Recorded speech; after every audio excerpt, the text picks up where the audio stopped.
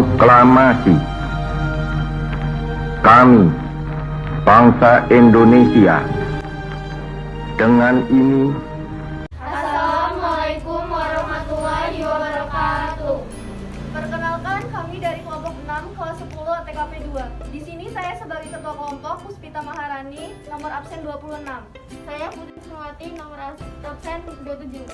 Saya Resya Amelia Putri Utami, nomor absen 30. Saya Rasmadina, nomor absen 28. Saya Reva Arisiana, nomor absen 29. Nama saya Suci Aulia Ramadhani, nomor absen 37. Di sini kami akan menjelaskan materi tentang pemerintahan revolusioner Republik Indonesia. Nama saya Reva Aristiana, nomor absen 29, akan menjelaskan tentang latar belakang PRRI. Latar belakang PRRI atau Pemerintah Revolusioner Republik Indonesia diawali dengan kekecewaan para perwira di daerah atas kebijakan pemerintah pusat seperti sentralisasi, kedekatan dengan pemerintah pusat PKI, ketidakstabilan politik pada masa demokrasi liberal, dan kondisi kesejahteraan prajurit yang memprihatinkan. Pemberontakan PRRI terjadi di Sumatera, sedangkan Permesta terjadi di Sulawesi pada tahun 1956 hingga 1958. Pada pemberontakan ini, sebagian perwira tentara di Sumatera dan Sulawesi membentuk dewan-dewan revolusi dan merebut kekuasaan dari pemerintah pusat.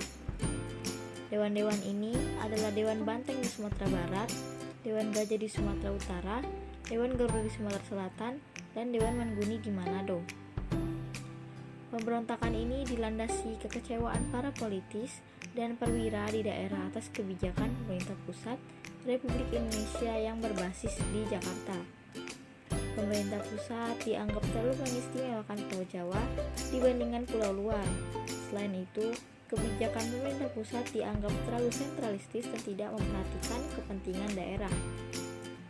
Kedekatan Presiden Soekarno dengan PKI juga membuat para perwira dan politisi di daerah tidak senang karena banyak yang sangat anti komunis dan pro barat.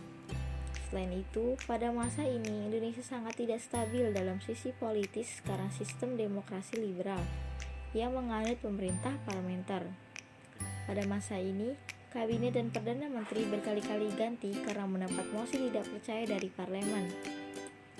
Pemberontakan PRRI Parmesta ini bisa dilumpuhkan setelah operasi militer yang dipimpin Jenderal Ahmad Yani dan Nasution merebut kota besar basis pendukung PRRI Parmesta. Sisa pemberontakan menyerahkan diri setelah pemerintah pusat memberikan amnesti atau pengampunan pada bekas pemberontakan. Saya Puspita Maharani, nomor absen 26, akan menjelaskan tentang awal munculnya gerakan pemerintah revolusioner Republik Indonesia. Gerakan ini bermula dari acara reuni Divisi Banteng di Padang pada tanggal 20-25 November 1956. Dari pertemuan tersebut dihasilkan perlunya otonomi daerah agar bisa menggali potensi dan kekayaan daerah.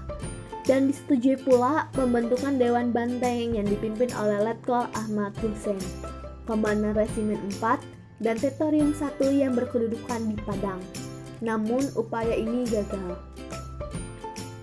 Pada tanggal 20 Desember 1956, Letkol Ahmad Hussein merebut kekuasaan pemerintah daerah dari Gubernur Ruslan Muljo Harjo. Dalihnya, gubernur yang ditunjuk pemerintah tidak berhasil menjalankan pembangunan daerah.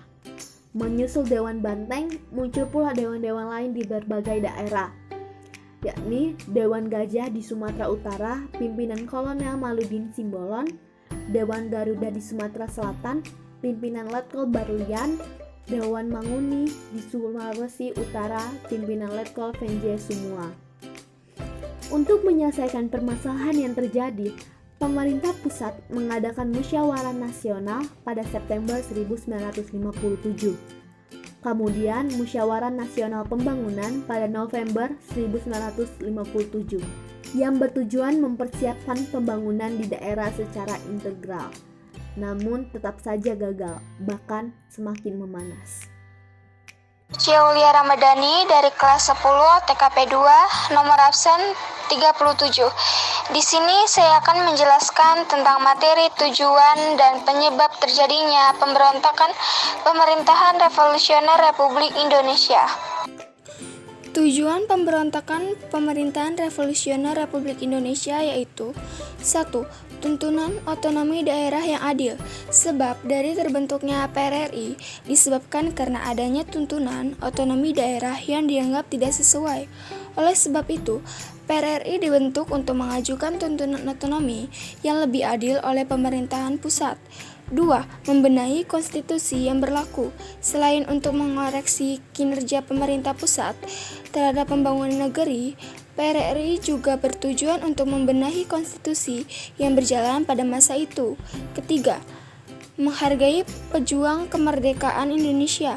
Tujuan dari PRRI yang akan dibahas dalam video kali ini adalah sebagai suatu upaya untuk tetap menghargai para pejuang kemerdekaan Indonesia.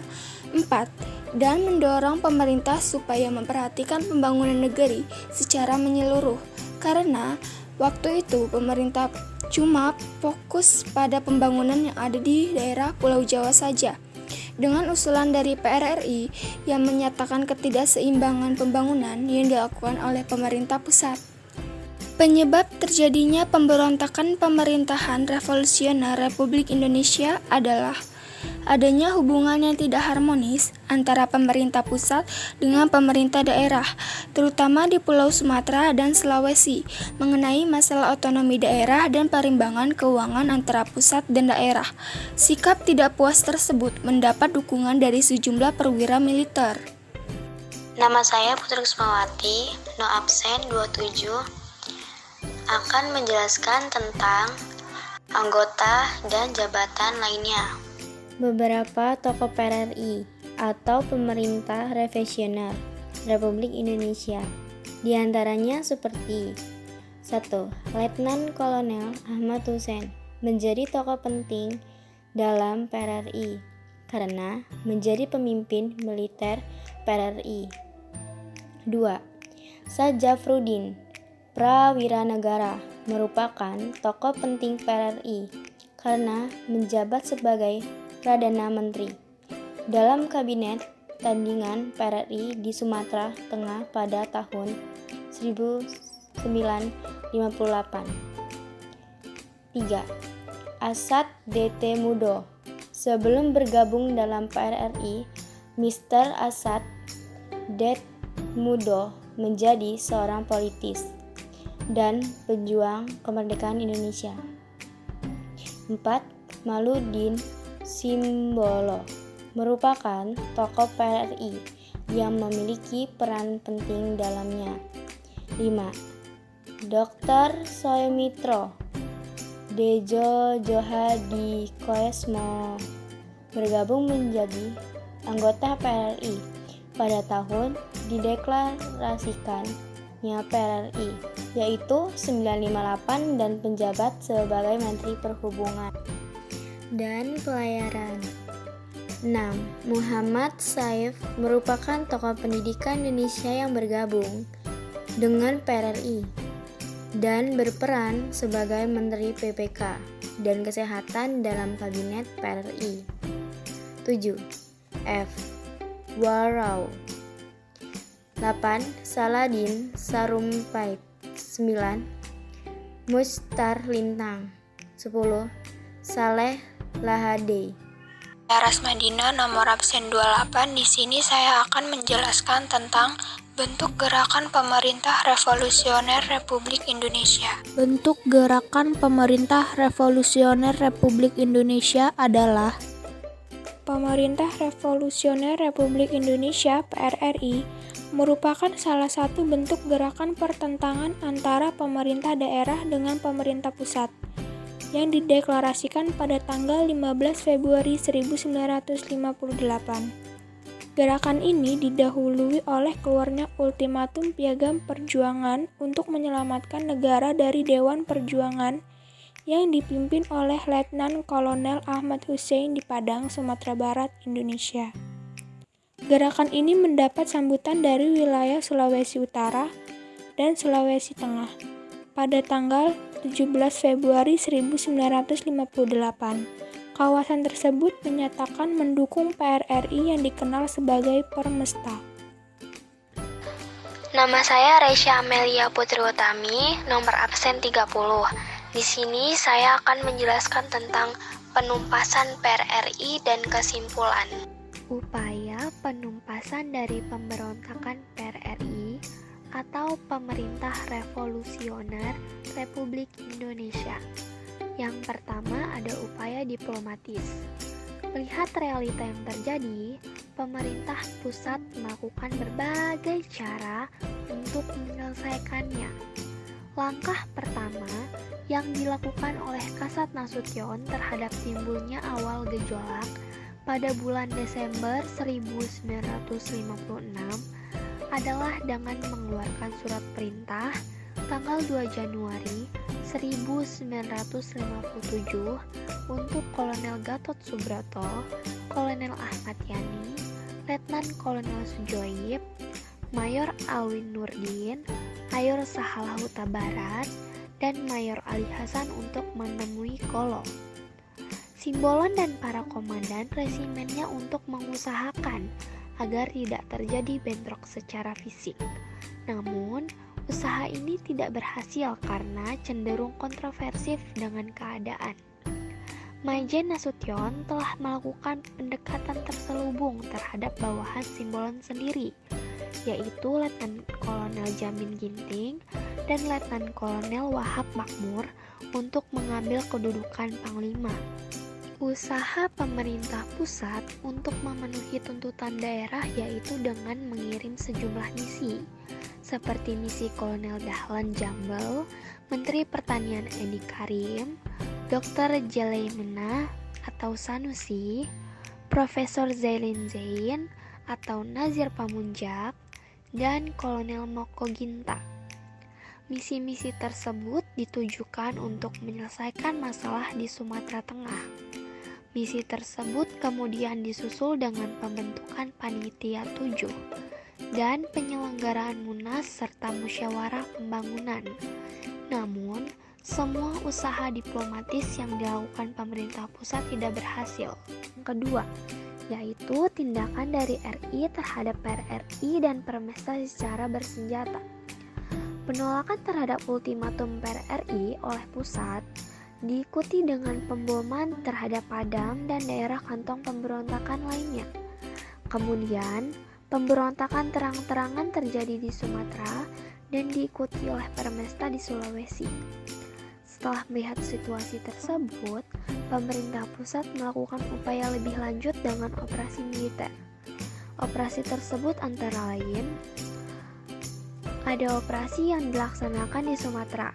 Yang pertama, Operasi Tegas dilaksanakan pada 12 Maret 1958 di Sumatera Timur.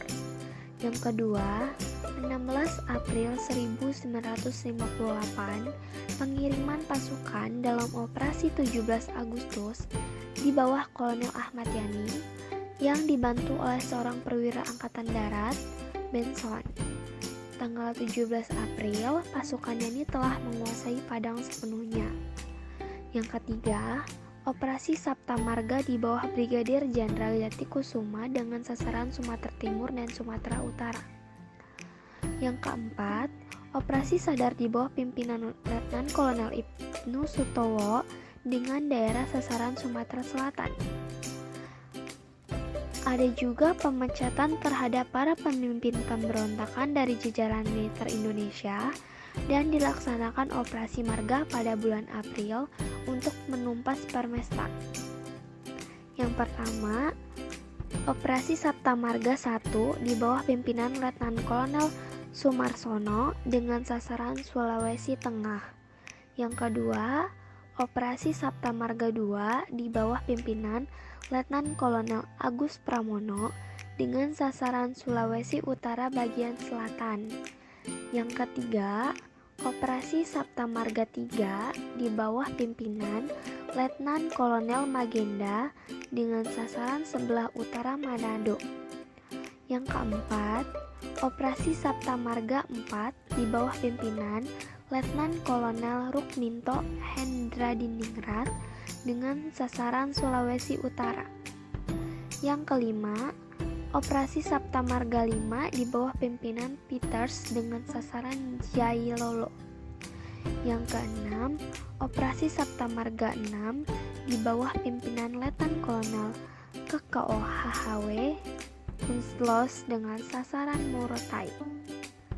Akhir dari pemberontakan PRRI yaitu pemberontakan di Sumatera dapat dengan mudah ditumpas oleh pemerintah. Mereka tidak melakukan perlawanan yang berarti. Pasukan banyak yang melarikan diri, bersembunyi, dan menyerah. Para tentara kebanyakan dari para pelajar dan mahasiswa yang belum berpengalaman dalam perang. Tawanan Soekarno dan Nasution tentang pemberian amnesti, abolisi, dan rehabilitasi diterima oleh mereka. Kesimpulannya adalah terjadinya suatu peristiwa tidak lepas dari hal-hal yang telah terjadi sebelumnya. Seperti yang telah diketahui bahwa dalam disiplin ilmu sejarah berlaku hukum kausalitas atau sebab akibat.